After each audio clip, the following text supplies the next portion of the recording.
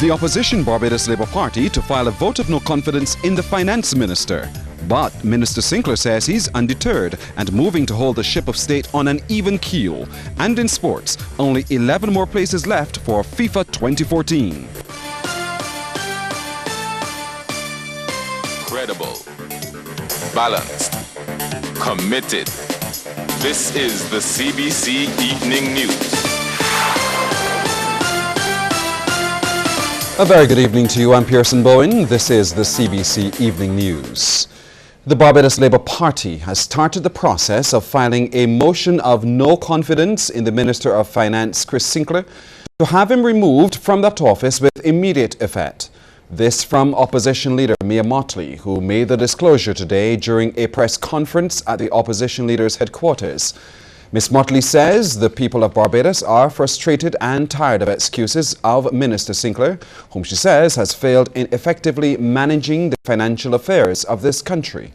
Flanked by a team of party members, a determined Mayor Motley said following today's meeting, they'll be urgently filing a no-confidence motion with the Clerk of Parliament, with the view of having Minister Sinclair removed from that post in short order, as the country can no longer afford to have him in that top post. We have decided to today file a motion of no confidence against the Honourable Minister of Finance in Parliament, which we will be filing with the Clerk of Parliament within a matter of hours after this press conference. She said Barbadians will be given a chance to have their say on this decision when the BLP holds a massive rally in Queen's Park this Sunday under the theme For Love of Country. The opposition leader says the BLP is prepared to take the matter further if this exercise fails.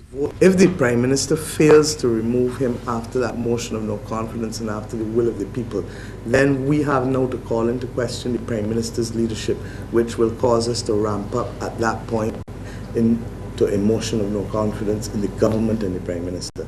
Ms. Motley says right now Barbados' economy is in shambles, with members of the international community distancing themselves from Barbados, a country, she says, that was proudly sought after in the recent past. Ron Brathwaite, CBC News. Well, the Finance Minister, Chris Sinclair, quickly reacted to Ms. Motley's call for a no-confidence motion against him with a comment of his own. I have, fortunately, more important things to do than to be paying any undue attention to the leader of the opposition. I was actually in a meeting, but subsequent to that, I've seen messages on my phone in regards to that. Practically every Minister of Finance, Tom Adams, I believe, or after him, has had a no confidence motion brought against them. I'm happy to be in such illustrious company. I don't have time, as I said, for the childish pranks of the leader of the opposition. The leader is looking for attention. In other news now, a suggestion that parents are spending too much on modern games for their children is coming from Education Minister Ronald Jones, who wants to see more money invested in other technologically advanced teaching methods.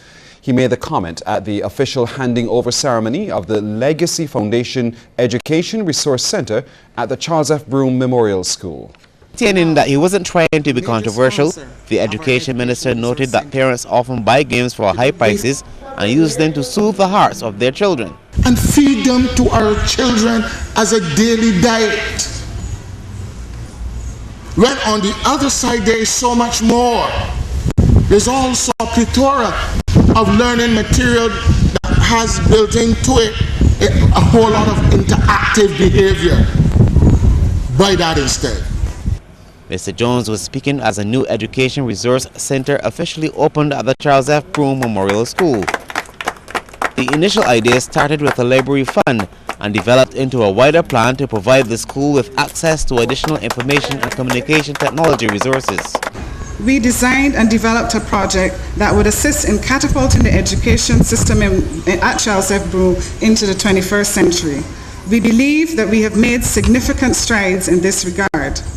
Individual networked laptops, a smart board, and educational software comprise just some of the tools that will be available in the Centre for the realization of this goal. The Parent Teachers Association has received assistance from the Legacy Foundation. It is also heartening to learn that the Centre is not just for students, but also to enhance the capabilities of the teachers. Information technology classes have already been scheduled for about 13 classes this term. The PTA says provisions have also been made for the school's special needs students. Sean Farrell, CBC News.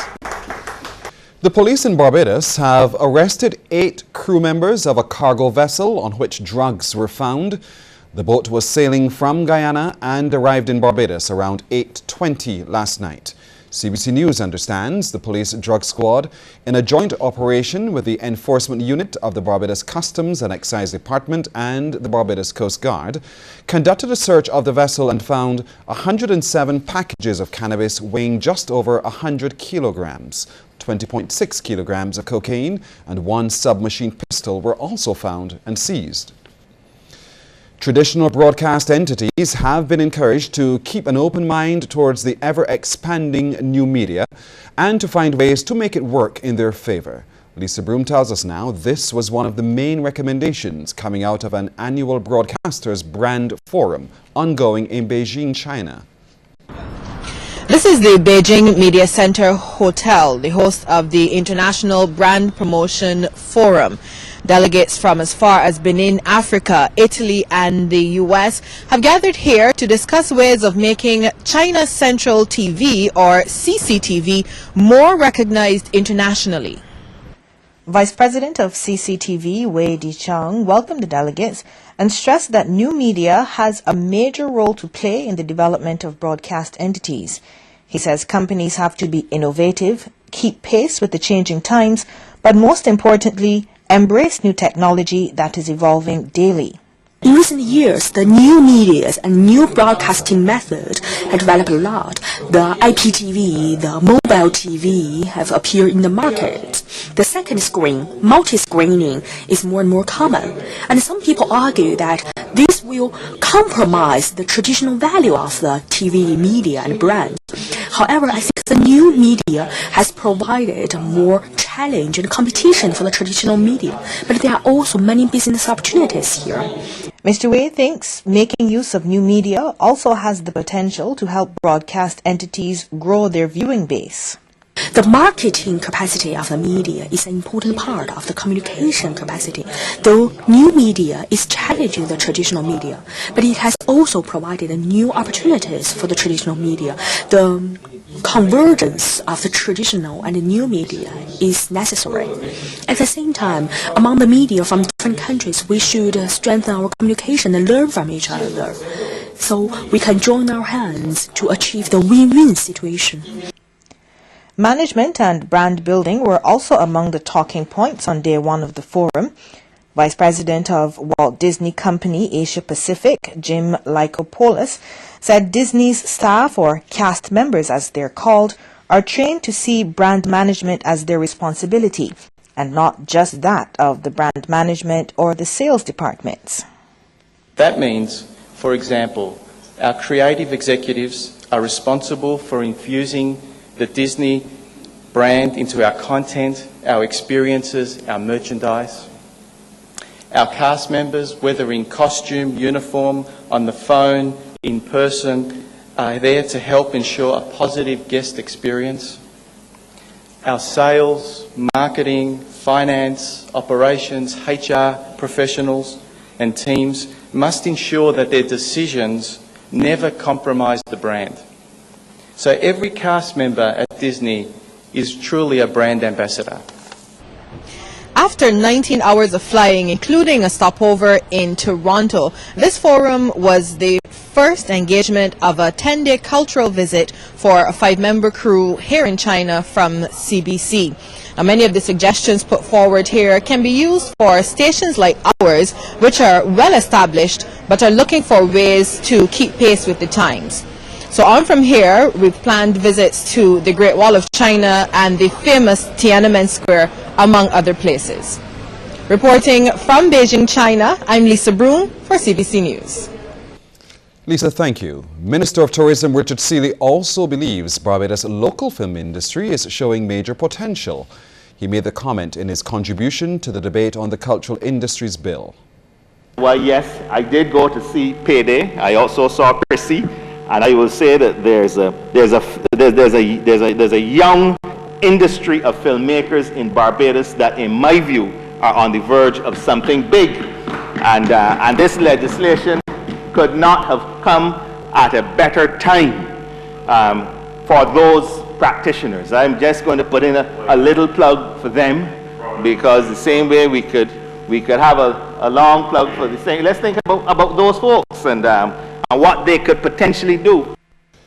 The tourism minister also thinks Barbados has significant potential to attract international producers and companies to film on location here. While I agree that the minister should try to bring the big budget people here, people are making films all over the world now, good films, and you could try to get some of them here too. I understand the Indians are interested in having their awards event here, but why can't they come here and make part of their films as well? They make more films there than anywhere else in the world. The Africans in Nigeria and elsewhere, I know we had a group recently here from the Cameroon. There's Australia, New Zealand, Canada, filmmaking industries worldwide, and we can put ourselves out there. The building housing the Pinelands Creative Workshop is virtually falling apart. That's the charge from opposition MP for St. Michael South East, Santia Bradshaw, as she expressed concern about the condition of the facility and others established as venues for the creative arts. Ms. Bradshaw is now calling for restoration of the Pinelands Creative Workshop. There's leakages in the roof, the walls are cracking.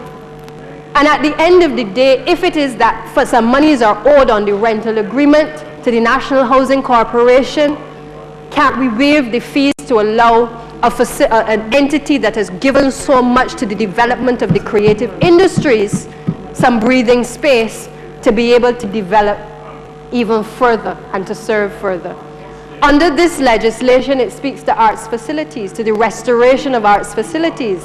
And I wish to ask through the chair, Mr. Speaker, whether it means that an entity like the Pinelands Creative Workshop would now be able to apply to the relevant minister for funding for the restoration of the building. The opposition MP also wants legislation regarding a regulatory framework for the Film Commission to be brought before Parliament. She questioned reports about the recent appointment of a film commissioner. No official press statement, to the best of my knowledge and to others, about the appointment of the film commissioner. What I do know is that for the purpose of transparency, it would have been greatly appreciated if we were not taken by surprise today about the appointment. And when I look through the Democratic Labour Party's manifesto, it is clear to me that while they accepted that a film commission was necessary, they also alluded to the fact that there needed to be a regulatory framework